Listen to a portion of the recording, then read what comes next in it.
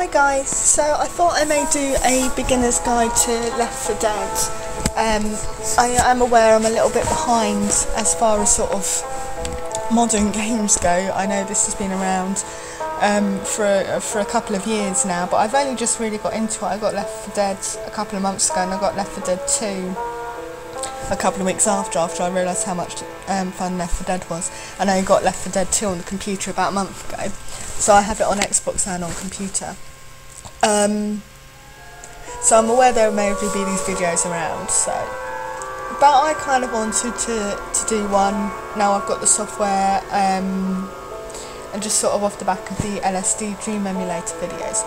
Okay, so let's start with the basics. I can only record 15 minutes at a time, so it may be a little bit splintered, so I'll try not to go too much into one thing and then have to abandon it halfway through because that'd be awkward. So Left 4 Dead is your basic zombie survival game. As I said, it's available on the PC and on the Xbox 360. Personally, I much more prefer the Xbox 360 version. I just find it easier to play. The computer one is fine. I mean, it's the computer's fault as well because it lags a little bit, so you'll sometimes hear the music sort of stalling. And it also, I find this game crashes. I've not modified it or hacked it in any way, so it's maybe my computer's quite low on memory. I'm not 100% sure what it is, but whatever, I prefer it on Xbox. However, it's playable on the computer in my opinion. So your basic tasks, so I'm going to run through single player today because I'm not very good when it comes to multiplayer. I'm still wary of the computer crashing and things like that, so I don't do it at the moment. A single player is just as playable. If you've ever read anything about Left 4 Dead and it said, oh, you have to play multiplayer, you absolutely don't. Single player, you play one character, you can choose it or it can be random. Let's get that started up. So you can choose out of these four here, or it can be random. I personally always go for random. I don't have much of a preference, but I don't like playing the token woman.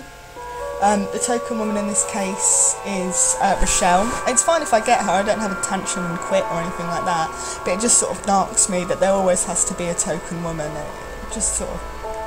I mean, there's theories behind, there's a reason for just one woman in this, and that's because apparently the virus is supposed to affect more women than men. So there's going to be less women around, or something along those lines. But I just don't like the idea that a game feels that it has to put a woman in. If it doesn't want to put a woman in, it shouldn't have to. And it just drives me nuts. So I just go for random and hope for the best. So you play one of those four, and then the other three are controlled by bots. And they are artificially intelligent, and they are intelligent. They will act just as anything else. They're not perfect shots, they're not crap shots, they make mistakes.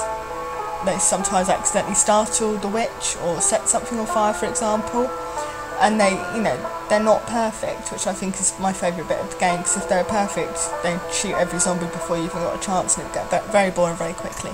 So they're very sort of relatable and playable and stuff. So I think the best way to get started is to get into the game and me to explain stuff as we go on.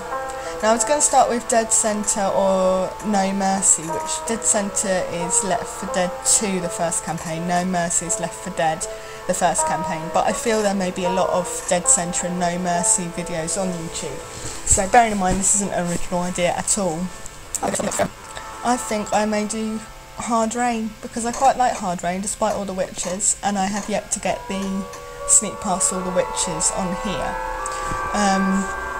Okay, so you can start at different chapters, so you can't save once you've got to a safe room and come back to it later, so that's quite good that it lets you go to whatever one you want. However, you won't have that progress, so I always start from the beginning unless I'm looking to start somewhere particular to get an achievement. Advanced Expert. I have a feeling it doesn't affect the number of normal zombies, but correct me if I'm wrong. It affects the health points of the major special infected, which we'll go through as the game goes on. I always go for easy because I'm still learning the ropes on the computer and character we've already been through. So start game.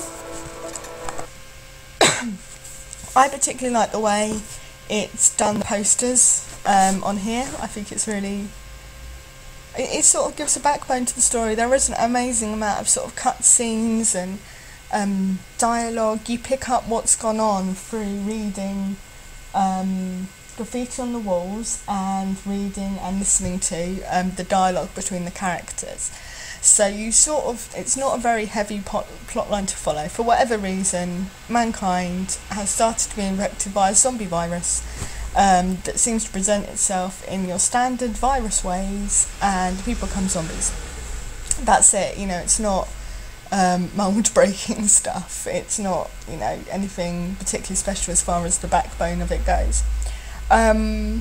I can't really compare it to other zombie games because apart from House of the Dead, House of the Evil Dead is it? On the pier I've not played any other zombie games. What are we supposed to signal them with? Oh, there's flares in the gun bag. What gun bag? You're in charge. Tell me how did we get the gun? Before I played this game, I hadn't really played a lot on Xbox at all. I played, I think, Zumba, whatever it's called, and a couple other sort of really light-hearted games, and I was still pretty much on playing PlayStation 1 games. So the narration and the character development and everything that's gone into this is amazing to me, and I really, really like it.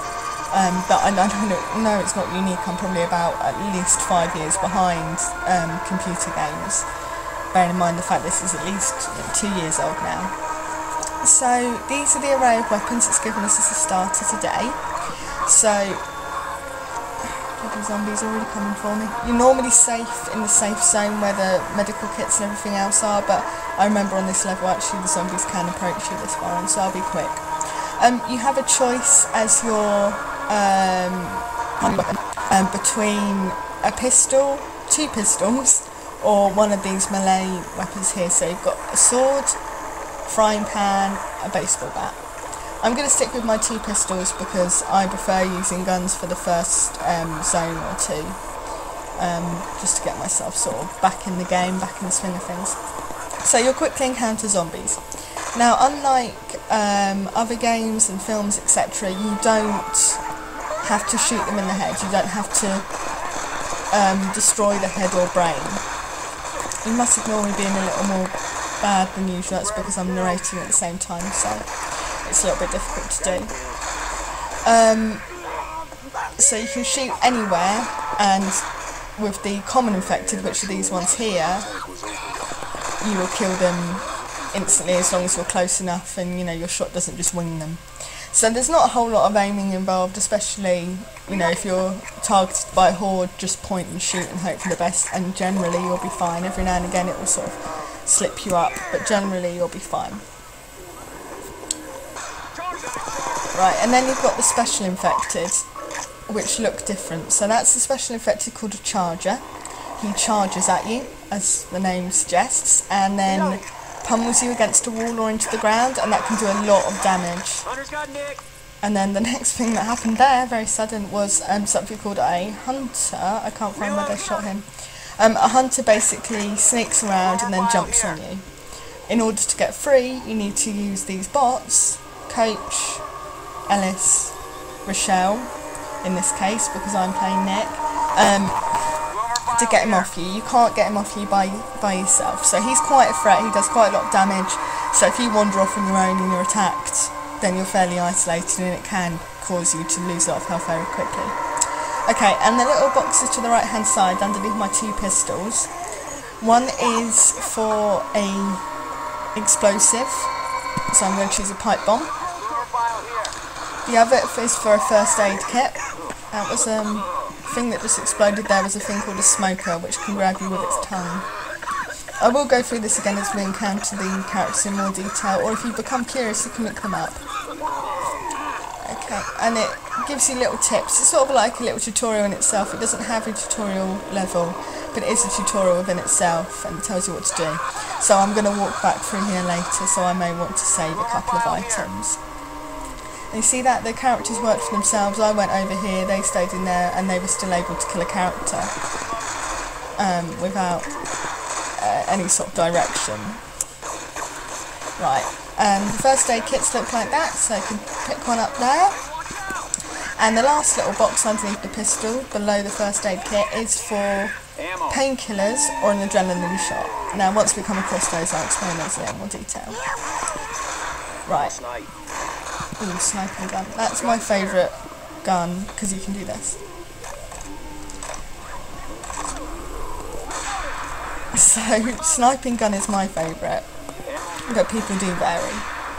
And this is a pile of ammo. Pick that up. Now, to attack is really easy. Attack is just the left click, so point and shoot, literally.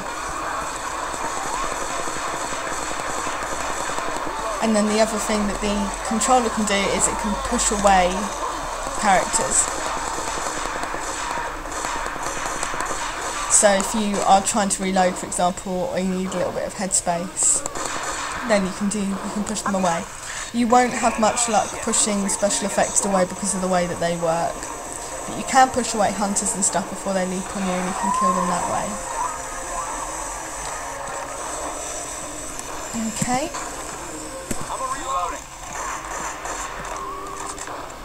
Lovely.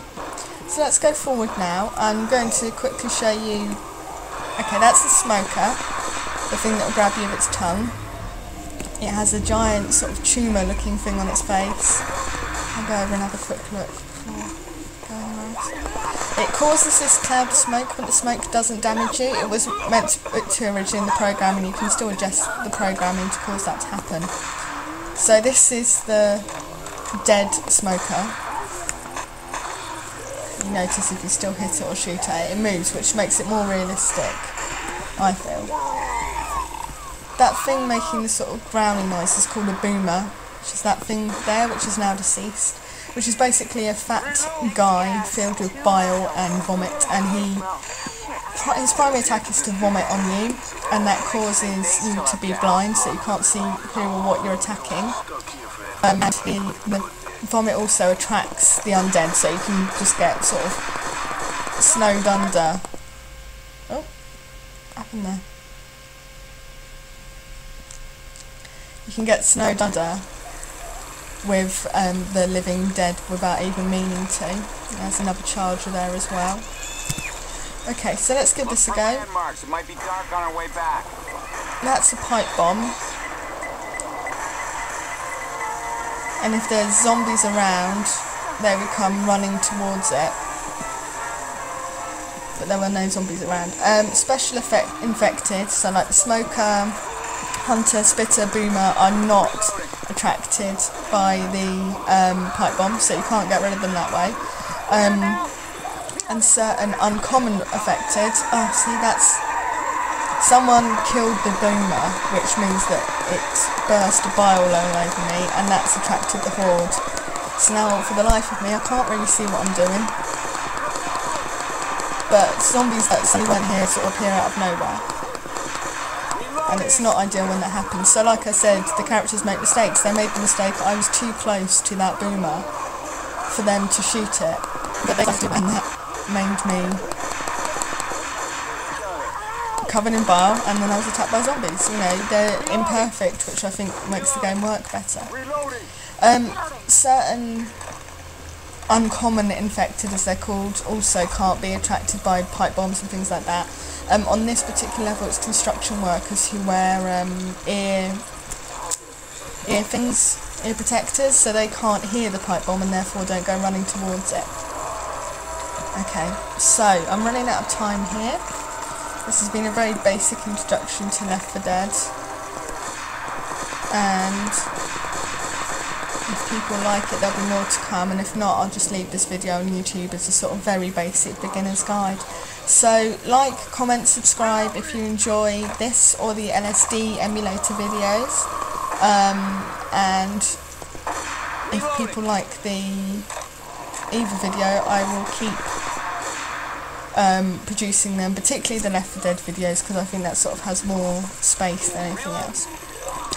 So let me know, otherwise I'll just keep this up as sort of a remnant of a failed idea.